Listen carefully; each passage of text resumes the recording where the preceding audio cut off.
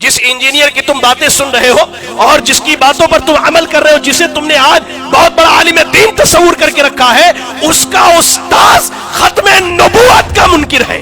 کیا تم نے کبھی سنا کہ انجینئر نے اپنے کسی ویڈیو میں کہا ہو کہ مولانا اسحاق کی یہ باتیں غلط ہیں کہ اس امت میں نبوت کا سلسلہ آج بھی جاری ہے؟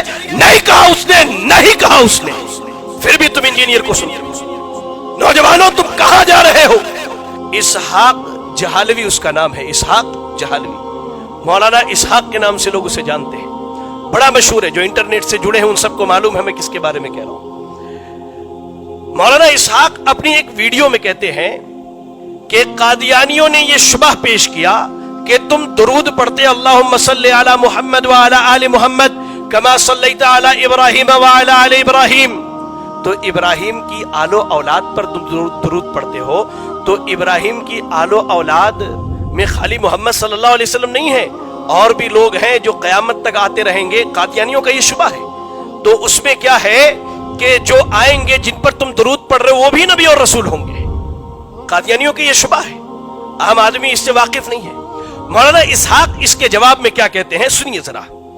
مولانا اسحاق کہتے ہیں کہ منصب نبوت بند ہو گیا ہے، یعنی اللہ کے جانب سے کسی آدمی کو نبی اور رسول اگر بنایا جائے تو اسے یہ اختیار نہیں کہ اپنے نبی ہونے کا اعلان کرے، یا جو لوگ اسے نبی نہ مانے اسے کافر سمجھے۔ مولانا اسحاق کہتے ہیں کہ منصب نبوت بند ہو گیا، جیسے اللہ کے نبی کو اللہ نے نبوت کا مقام اور مرتبہ دیا تھا، وہ مقام و مرتبہ ختم ہو گیا ہے، ورنہ اس امت میں نبوت نعوذ باللہ آج بھی جاری ہے۔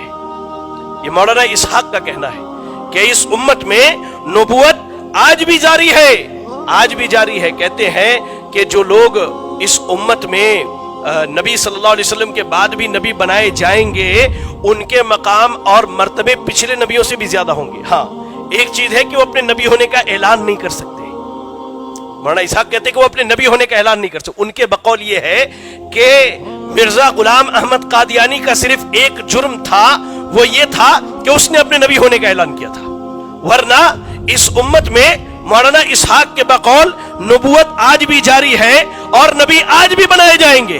میں نے مولانا اسحاق کا حوالہ کیوں دیا؟ آج ہمارے نوجوانوں کی اکثریت جو ہے دو اشخاص کو بہت سنتی ہے، ایک انجینئر علی مرزا کو اور دوسرا جاوید احمد غامدی کو۔ جی سنتے کہ نہیں سنتے؟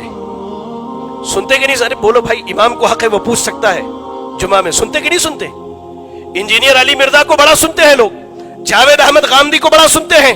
آپ کو میں بتلاؤں، انجینئر علی مرزا کا استاذ یہ آدمی ہے اسحاق جہالوی، انجینئر علی مرزا کا استاذ۔ ویڈیوز موجود ہیں انٹرنیٹ پر، جس کو ثبوت چاہیے وہ آ کے مجھ سے لے کر کے جائے۔ انجینئر علی مرزا کہتا ہے کہ شیخ الاسلام یعنی امت اسلامیہ میں اگر کوئی بڑا عالم دین ہو سکتا ہے تو وہ مولانا اسحاق ہے۔ وہ اپنے ایک ویڈیو میں کہتا ہے انجینئر علی مرزا کہ اہل حدیثوں کے علاوہ امام ابن تیمیہ کو کوئی نہیں جانتا، لیکن مولانا اسحاق کو دیوبندی بھی جانتے، بریلوی بھی جانتے، اہل حدیث بھی جانتے، شیعہ بھی جانتے۔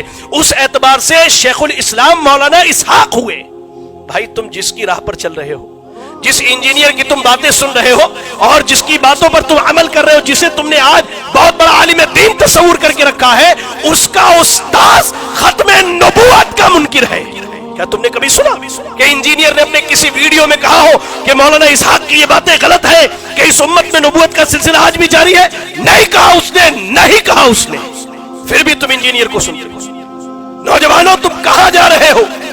تم نے کون سی راہ اختیار کر لی؟ جاوید احمد غامدی کو سنتے ہو۔ سنو، جاوید احمد غامدی اپنے ایک انٹرویو کے اندر کہتے ہیں، جب ان سے پوچھا گیا کہ مولانا اسحاق کے بارے میں آپ کی کیا رائے ہے، تو جاوید احمد غامدی نے کہا کہ اس میں کوئی شک نہیں، یہ جملے جاوید احمد غامدی کے ہیں، اس میں کوئی شک نہیں کہ مولانا اسحاق صاحب ایک بہت بڑے محقق تھے۔